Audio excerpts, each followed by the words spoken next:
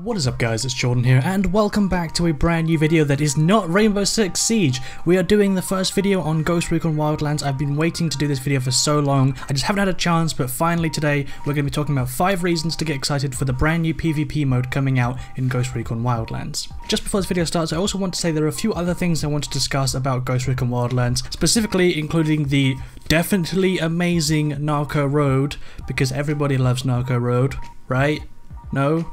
Oh. But yeah, I just want to make a few videos discussing some things that I disagree with about the whole Narco Road thing and the time it's taking for PvP, but this video is just specifically about reasons to get excited about it. So the first point on my list of 5 is going to be a new way to play Ghost Recon Wildlands, and hopefully add a ton of replayability, because the biggest flaw that Ghost Recon Wildlands currently has is that it has basically no endgame content. Once you finish all the story missions, there's not a lot to do other than to walk around and just randomly shoot people for no reason. Hopefully the DLC as well, Fallen Ghosts, will add some form of survival mode, which would be awesome, but PvP is always a great way to add replayability to the game, because Wildlands has a very solid foundation. It's already a brilliant game, the gameplay is so much fun. It's not perfect, but I think with the PvP mode it can definitely breathe a hell of a lot of life back into the game. Point number 2, nothing else like it at the moment. There hasn't really been a good third-person tactical shooter with PvP for quite a while. Third-person shooters are just kind of not, there's not that many around at the moment, especially not tactical ones like Ghost Recon.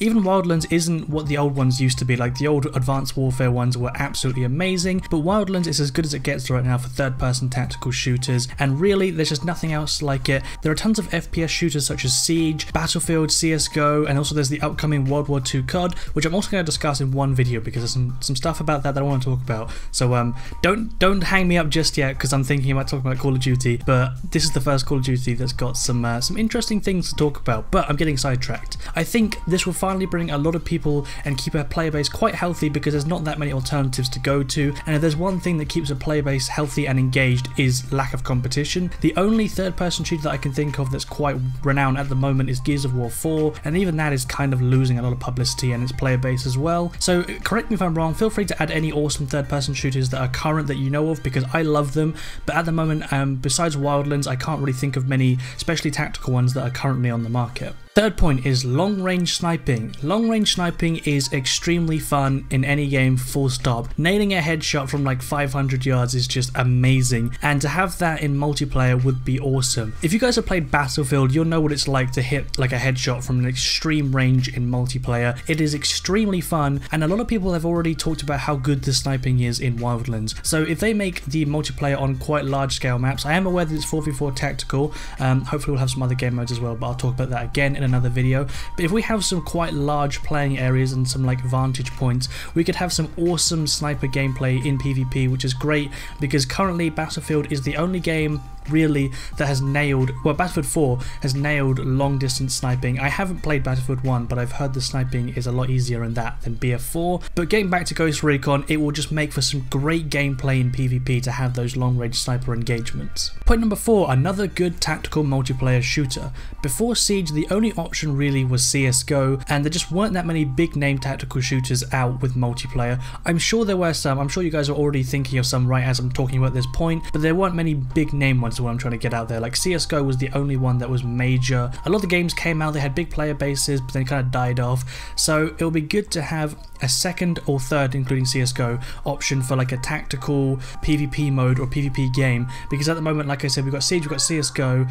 and now with the inclusion of Wildlands, we're going to have 3 games to choose from when it comes to some awesome PvP gameplay. The final point is something that I briefly touched on earlier, and that is ranked gameplay. Now this isn't confirmed, this is speculation, but I felt like I wanted to add it in there.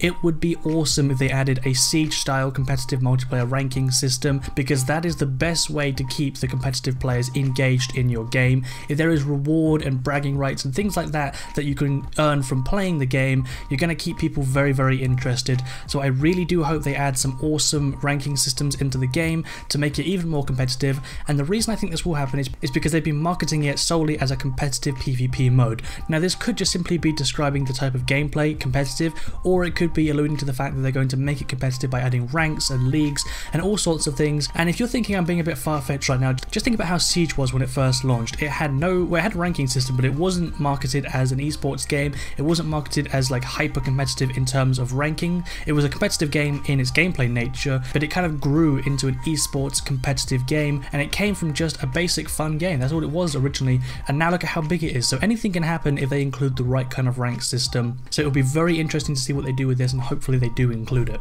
Anyway guys, that was all for this video. I hope you did enjoy it. If you did enjoy this content, then please do subscribe and let me know in the comments what you think. If you want to see some more Ghost Recon footage, then let me know, because I really do want to make some Ghost Recon videos because I'm loving the game right now, as well as several other games that I will announce in the coming few weeks. But I hope you do have an awesome rest of your week, and I'll see you in the next one.